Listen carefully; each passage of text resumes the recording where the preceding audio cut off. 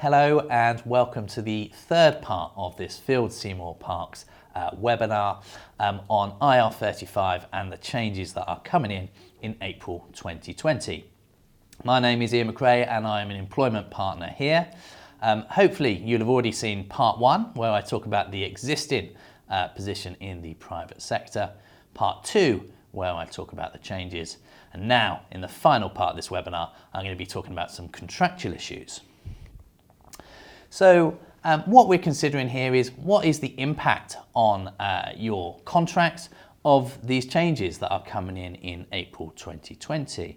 Well, the key thing is in respect of potential additional costs. So if you have a worker who is a deemed employee that falls within these regulations, you've potentially got 13.8% employer's national insurance contributions, 0.5% assessment apprenticeship levy contribution that will not have been factored in when considering the sums of money that you will be paying for these services at the outset. There's also potentially obviously the impact on the individual worker. If they have previously believed and assessed themselves to be self-employed and you now, or your end client is determining that you disagree with that and there is a deemed employment relationship, then their earnings are going to be far less than probably what they are anticipating.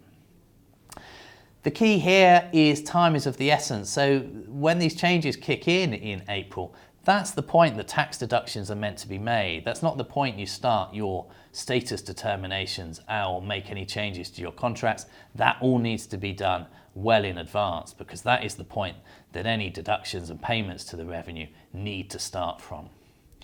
Now, for a lot of organisations, what this will involve is terminating existing contracts and then re-engaging with those individuals who are providing services.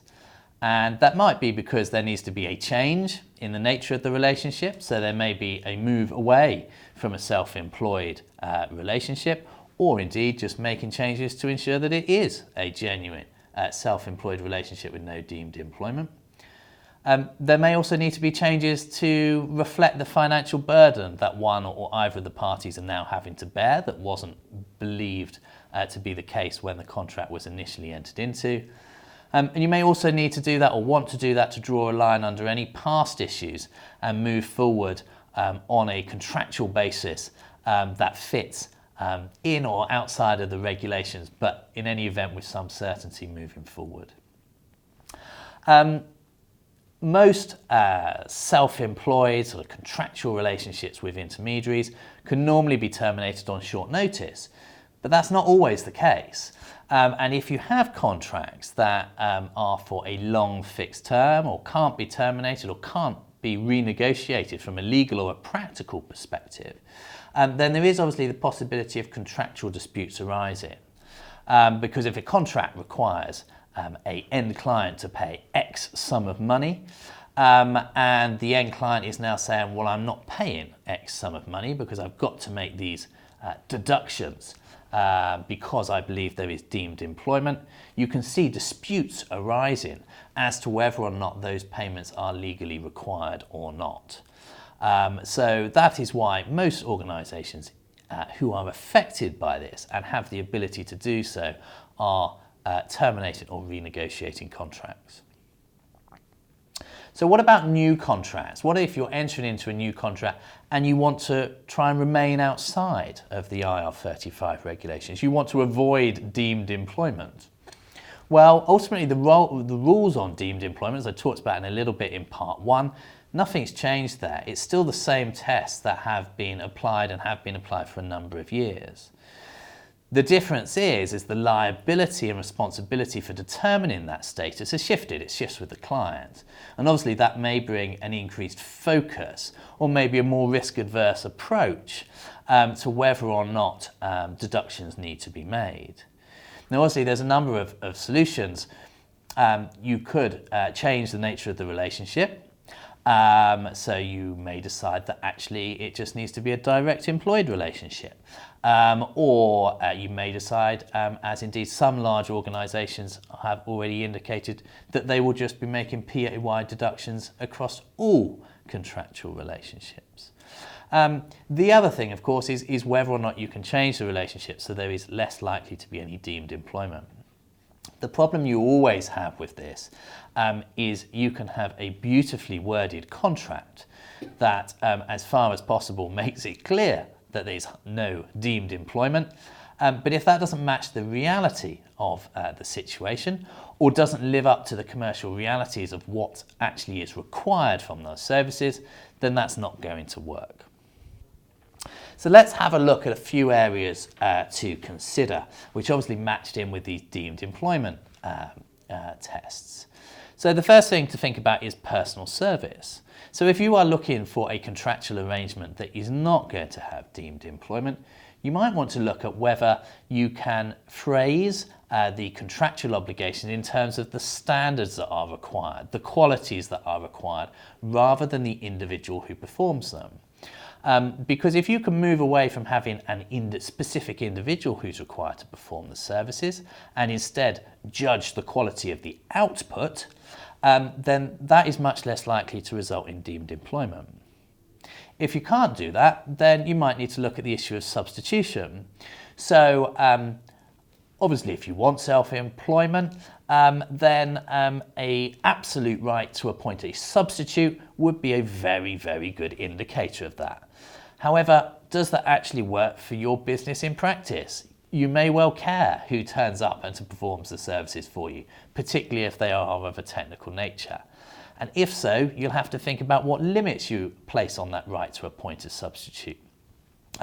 And there is always a balance there between potentially wishing there to be almost an absolute right for substitution so that it looks less like deemed employment, but is there actually going to work for you in practice? The other thing to think about is even if you've got a beautifully worded clause in your contract, how likely is it for a substitute ever to be appointed?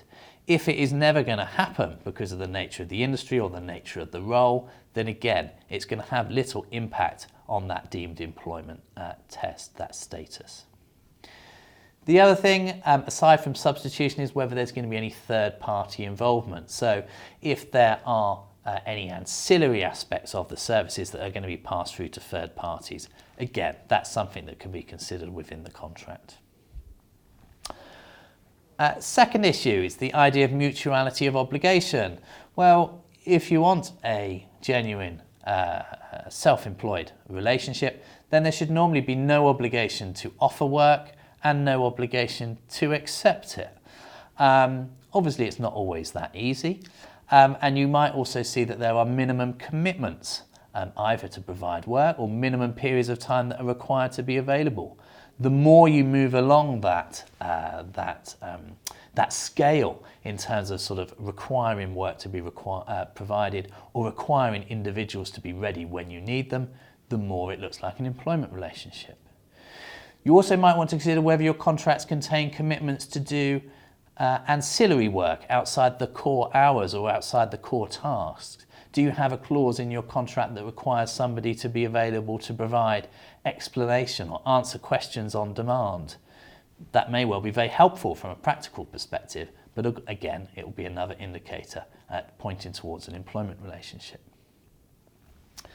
You'll also want to consider the right of control. And this goes a little bit back to potentially judging by standards or judging by output. Can you phrase your contracts? Actually, you are judging the quality of the services on what is provided rather than being prescriptive about how that individual does that. The more prescriptive you are about where, when, how services are provided, the more likely it's going to look like an employment relationship. So moving on to some other areas, a little bit on contractual structure. So you may want to consider, and this goes back to the issue of mutuality of obligation, you may want to consider sort of an umbrella contract that doesn't provide any obligation to give work and to do it, but instead there are statements of work that are issued from time to time, which are ultimately a sort of request for someone to perform services which can then be accepted. And at that point, and only at that point, does there create an obligation on someone to perform those services. That potentially gives you the ability to move quite quickly when needed, but without having that requirement on someone to be on call. You also might want to think about the term of your contract. So is it going to be a fixed term period? Can it be project based rather than something that requires just an ongoing indefinite relationship, which again is more commonly noted with employment. Linked in with that is the need for termination provisions. If someone is not obliged to provide work to you and you're not obliged to give it to them, then do you actually need termination provisions in the agreement at all? Arguably not. Price, payment structure. Well, think about how you're going to remunerate and how you're going to pay for the services that you receive. Obviously, employees are traditionally paid by time, so hourly rate, daily rate, monthly, salary. Can you move away from that and look to a structure where actually there is reward for success? So either maybe a fixed project fee or it is wholly driven by commission. And also have a think not only about how the payments are calculated, but how they are made. Obviously, if you have something where there is a regular monthly payment, again, you look more like employment. If, however, you can link those payments to maybe milestones on a project or completion of a task or completion of a project, that again looks more like a self-employed relationship.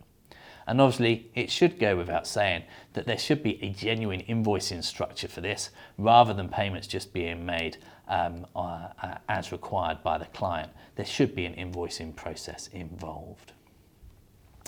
Financial risk, again, this may repeat back and come back to that price and payment process, but you also might want to think about what if the work is of substandard quality? Will the contractor be required to put that right in their own time and at their own cost? If so, again, it will look more like self-employment. If, however, they are free to carry on racking up the hours and being paid on a day or hourly rate, again, it looks more like an employment relationship.